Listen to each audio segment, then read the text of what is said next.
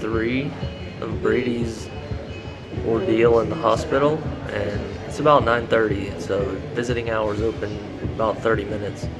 So I'm just sitting here working at the coffee shop, and so I'll provide an update once I'm allowed to go in and see him. I already saw him once this morning before his mom had to go to work, so we just stopped in just to see how he's doing. Looks like he's doing pretty well, but I'll provide a little video update once I get in there and see him at 10 o'clock. So, Brady, right now his IV is out.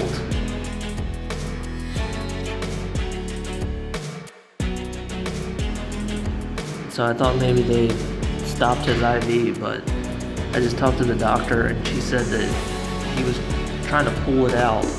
So she just gave him a break for a little bit.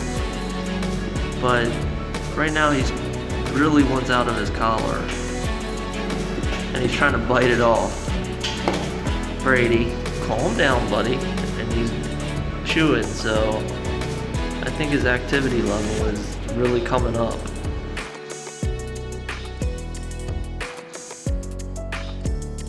I mean, this morning we went to the hospital and Brady was great. I mean, all the signs were looking positive. You know, his activity level is quite good. And so everything is telling me that everything is good.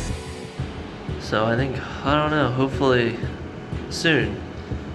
Still no diarrhea today, so that's a good sign. He is very, very restless. Very restless.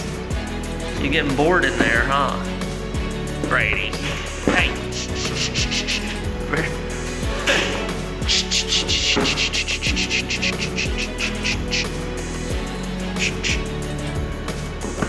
I think he's just bored out of his mind. Brady. Hey, I'm gonna leave. And then I went and checked on him about every hour.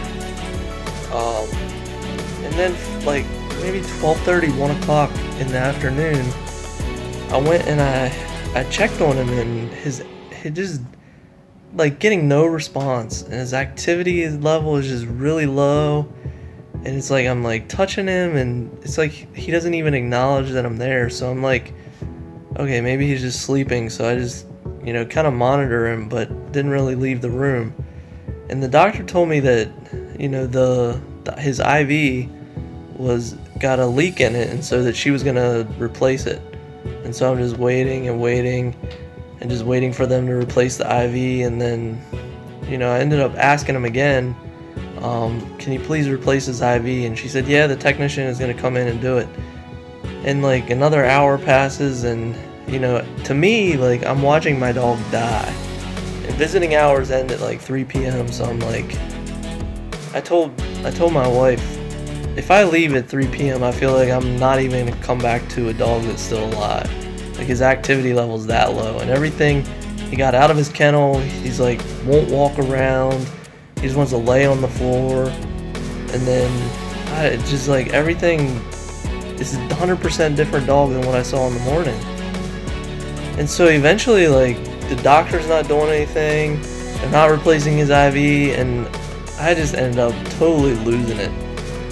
And started yelling, like, somebody needs to come in, somebody needs to do something, like, and I definitely told the doctor that it's gonna take me some time to figure it out, but I'm gonna figure out how to put his IV in, because it doesn't seem like anybody around here is gonna do it. And so by that point, like, they finally started doing something, and somebody came in to put his IV in, and I guess it's probably just me overreacting, but it's like I just felt like I'm losing my dog at this point.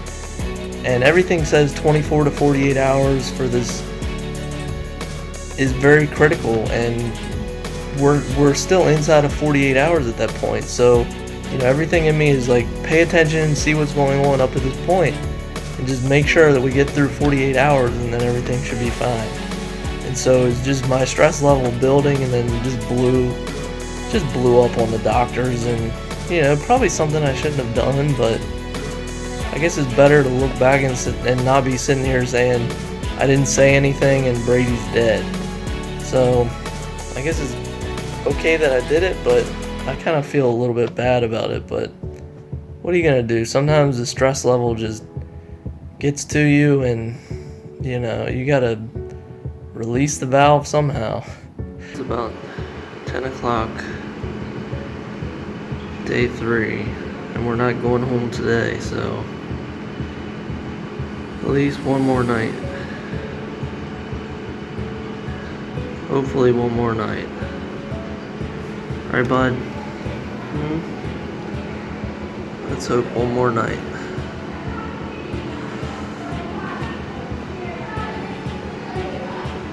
Okay, get some rest. Probably about 10:30, and we just got home from the hospital.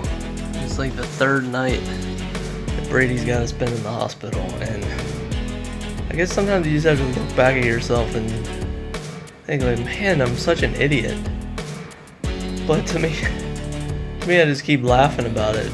But maybe the doctors went home and they're like telling stories about this crazy American guy that was at the hospital today. Brady is doing really well. He peed at like 3 a.m. last night, and he didn't pee again until like probably 4:30 p.m. this afternoon. So he's just like sitting in his kennel holding his pee all day long, and when he finally let it go, it just pee all over the place. But everything looks good. He's spending obviously his 3rd night in the hospital, but I hope it doesn't last much longer, because I think I was at the hospital today, I don't know, 16, 17 hours, something like that. I just don't know how many more days of this I can deal with. Just want to get him home and get him some, so I can take care of him at least and not have to rely on somebody else. But still waiting for his diarrhea to subside. He hasn't had any bowel movement today, so they don't really know. So they can't make any decision, but still getting fluids. I just hope tomorrow is the last day. Hopefully tomorrow he comes home. But just a very stressful day. So we'll see. He should be fine, but he's tough. He's hanging in there. We'll pull through it.